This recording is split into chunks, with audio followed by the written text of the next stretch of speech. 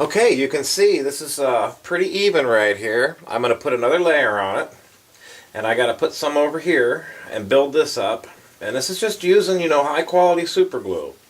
And like these scrape marks right here, I don't know if you can see that or not. Yeah, you can just barely see it. There's a scrape mark right here where I got a little heavy with the scraper. All that'll buff out. There's a few places where I went over with the scraper. But this stuff polishes up really nice. So I have to fill in here, and I have to fill in here. You can see there's some chunks moving. Let me see if I can get you a closer picture of that. There, you can see there's little chunks missing. So again, I reiterate. If you break an instrument and little pieces of chips of woods end up exploding everywhere, pick up every piece you can. If I would have had the majority of the splinters, this would not have had to been done, and all these little low spots and high spots would not have to be built up with super glue. Many blessings.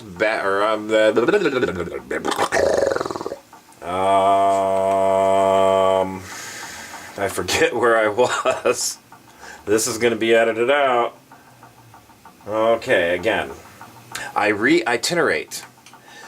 If you have an instrument that breaks bad like this, or even breaks little, let me back this out a little bit, breaks bad or even breaks a little, if I would have had the majority of the wood chips, this would not have to have been replaced. We wouldn't have had all these high spots and low spots. I wouldn't have had to put this piece of walnut in here over the mahogany. We didn't have any mahogany, so I matched up the best I could with walnut, because all this would have been little wood chips that would have gone back in here, and they would have belonged. It would have gone together like a jigsaw puzzle, and then it could have been filled with super glue, a new coating, or a nitrocellulose coating over top, buffed, and you'd hardly see the break at all. But because we have all these missing pieces, it's going to be more noticeable. Okay, I've got a C-clamp on the end of the bench to keep that from sliding off. And as you look up, I have the guitar balanced precariously on a Makita flashlight, and that is to level that head off, because I need to put, oh, excuse me for wobbling, Shaky the camera guy, I have to put more nitrocellulose here, or not, I'm sorry, cryosilic. More cryosilic here, more cryosilic on this over here, and right there especially I've got to build up, and then I'm going to put a very, very fine little bead down in there to cover that up, to hide that crack a little bit, especially right here. And so that'll fill all that in. So what I'm using the cryosilic as a filler. And I need to shave this edge off here a little bit more. So, but this has all been flattened out, planed and scraped to, let me pull this back off. This has all been planed and scraped to be as level as I can get it. Like I said, I'm doing this for free, so I'm not doing a perfect job, but I'm doing a good job to make it playable and presentable.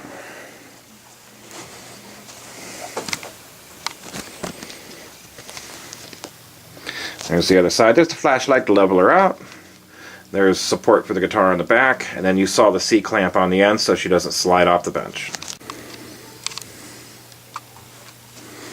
Okay, we've got the glue down. Turn over here. You can see how it's on the edge there. And when you put that hardener on it, it makes it like bubble. And I don't care for that. But the amount of glue that I put down on here, it would take all night to dry. And I've got to build this corner up right here.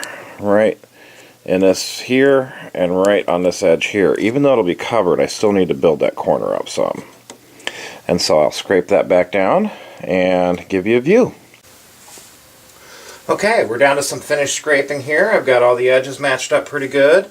I've got to build up a little bit here yet, and a little bit right here, and a little bit right here. But other than that, a couple drops of glue, I'm doing some finished scraping. I'll show you how that goes.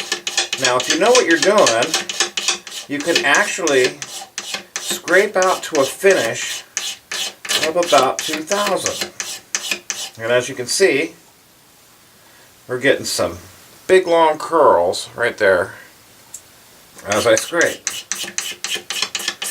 No chatter marks, Just keep working her nice long curls. Now, I'm going to fine her out by doing a straight draw.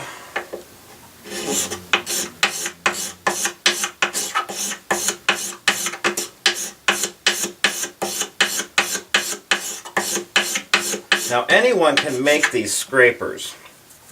These scrapers are like Sawzall blades. You cut them into the shape you need. And you can like put a radius on here, have them straight, whatever, even like a sharp angle. And then you bevel the one side. You can see the bevel right there a little bit. See if I can get it to show up better. I'll block it with my shirt. Get some light over here. And okay, there's the beveled edge, okay? And then there's the straight. And so you scrape, you want the straight edge, back us up some, whoop, wrong way. You want the straight edge away from you, the beveled edge towards you if you're going to scrape this way. If you're going to scrape away from you. So your scraping direction, you always have the flat side towards you. So here I have the flat side towards me. And then you can see the guitar neck. I'll bring it up on it some. There you go. And then I'm going to pull. Nice and slow. But bring some speed up. You don't get chatter marks. And it's like sanding. And it will give a nice finish.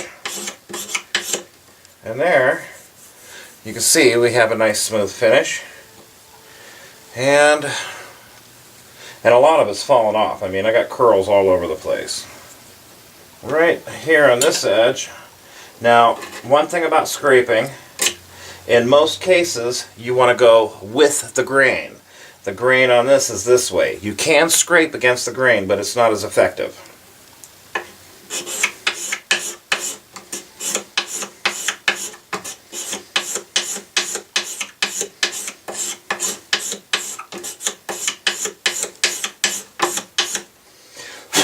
And then all where it's dulled, and you can see the dull marks on it, that will polish out when I put the 2000 grit paper and the buffing compound and then polish.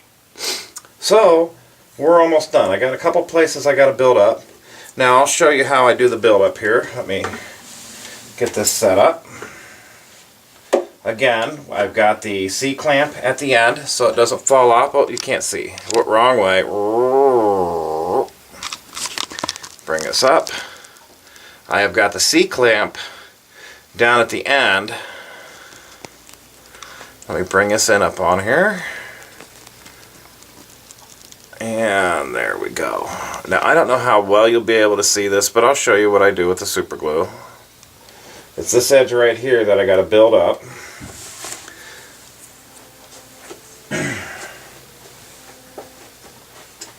So I take the super glue. This is Loctite Permatex super glue. And then this is Aerotech Hobbies Instant Set. If you don't use the Instant Set, you got to wait overnight for the super glue to dry. If you use the Instant Set, it'll come out within like 10 minutes. So I'm going to put a line here.